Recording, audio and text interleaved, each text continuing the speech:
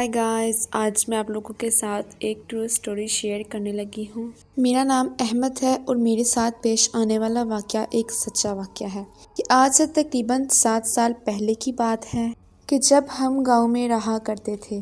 पढ़ाई के सिलसिले में हम सब घर वाले शहर शिफ्ट हो गए और शहर में अपना एक घर ले लिया।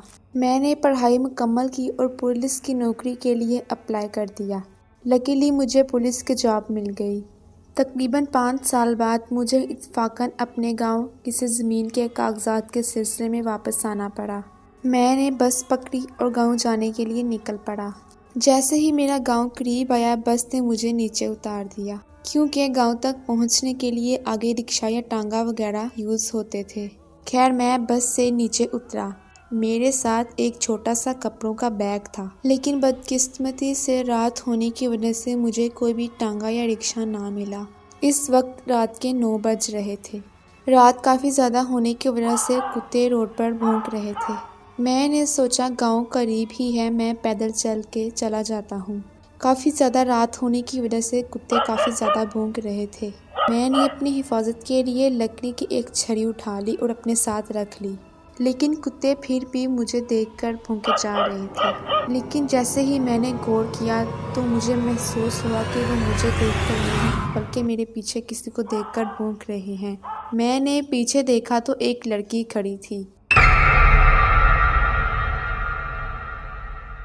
मैं उसे देखकर बहुत ज़्यादा डर गया। वो इस छोटे से मकान के दरवाजे के बाहर खड़ी थी और मुझसे पूछने लगी कि आप इस वक्त क्या कर रहे हैं। मैंने जवाब दिया कि मैंने साथ वाले गांव जाना है। काफ़ी ज़्यादा रात होने की वजह से मुझे कोई रिक्शा या टांगा नहीं मिला, इसीलिए मैं यहाँ से पैदल चलकर जा रहा हूँ। इस लड़की ने पूछा कि आपने कौन से गांव जाना है। मैंने बताया कि मैंने ये करीब ही गांव में जाना है। फिर इस लड़की ने पूछा कि आपने किसके घर जाना है, तो मैंने उसे बताया कि मैंने फ़लाँ घर जाना है। उस लड़की ने बताया कि आपके चाचू की बेटी मेरी सहेली है, तो आप उसके कज़न लगते हैं, तो आप यहीं पे रात गुजार लें। मैं जब बाहर देखूं तो कुत्ते काफ़ी ज़्यादा भौंक रहे थे। मैंने सोचा चलो यहीं पर रात गुजार लेता हूँ। वो लड़की मुझे अपने साथ अंदर ले आई। घर में काफ़ी ज़्यादा कचरा पड़ा हुआ था और कमरे के अंदर ही एक हैंडपम्प था जो कि काफ़ी ज़्यादा गंदा था। उस लड़की ने कहा कि आप सेहन में सो जाएं। सेहन में 2 चारपाइयाँ पड़ी हुई थी।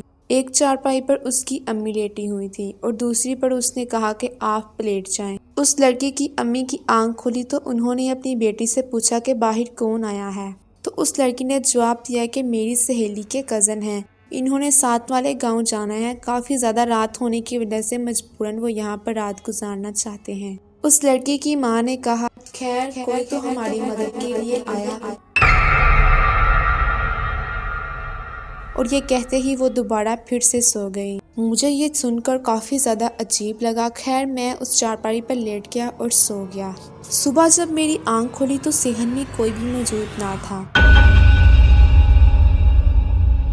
मुझे लगा शायद दोनों माँ बेटी कमरे में चली गई होंगी, शायद वो इस वक्त भी सो रही होंगी। मैंने उन्हें डिस्टर्ब ना किया और अपना बैग उठाया और वहाँ से चल पड़ा। खैर मैं जैसे ही गांव पहुँचा तो मुझे घर वाले देखकर बहुत ज़्यादा हैरान हुए कि मैं इतनी सुबह सुबह कैसे यहाँ पर पहुँच गया। मैंने बताया कि बस लेट आई थी जिसकी वजह से मैं लेट हो गया। मैं रात गुजारने वाली बात उनको बताना ही भूल गया। खैर अगले दिन मैंने सोचा कि सारा गांव घूम लूं, क्योंकि मैंने गांव को काफ़ी देर बाद देखा था। गांव काफ़ी ज़्यादा देर तक घूमने के बाद जब मैं और मेरे चचा गांव के बाहर आए तो मैंने वही मकान देखा जहां पर मैंने रात गुजारी थी। पर उस मकान के दरवाजे पर ताला लगा हुआ था। मैंने अपने चचा से पूछा कि इस पर ताला क्यों लगा हुआ है। उन्होंने बताया कि इस मकान में एक औरत और एक लड़की रहा करती थी जिनका किसी ने मर्डर कर दिया। मैं ये सुनकर बहुत ज़्यादा हैरान हुआ और मेरे तो जैसे होश ही उड़ गए, क्योंकि मैंने तो कल ही यहाँ पर एक रात गुजारी थी और आज ये मैं सुनकर बहुत ज़्यादा हैरान हुआ। फिर रात को जब मैं सोया तो मुझे ख्वाब में वही औरत और लड़की नजर आई। उस औरत और लड़की को मैंने देखा कि 3-4 लड़कों ने उस लड़की का रेप कर दिया, उस लड़की को और उसकी माँ को मार दिया। इसके बाद उन्होंने घर के पीछे इन दोनों को दफन कर दिया। अगले दिन जब मैं उठा तो मैं बहुत ज़्यादा डर चुका था।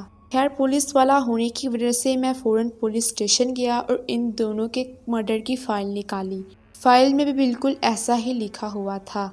इन दोनों माँ बेटी का मर्डर किया था और लड़के का रेप भी किया गया था। मैंने इस केस को खोलने की काफ़ी ज़्यादा कोशिश की, लेकिन मेरा पुलिस में इतना ज़्यादा दर्जा ना था। इन्होंने मेरा मुंह बंद करवा दिया। इसी वजह से उस लड़की की माँ ने कहा था, खैर कोई तो हमारी मदद के लिए आया।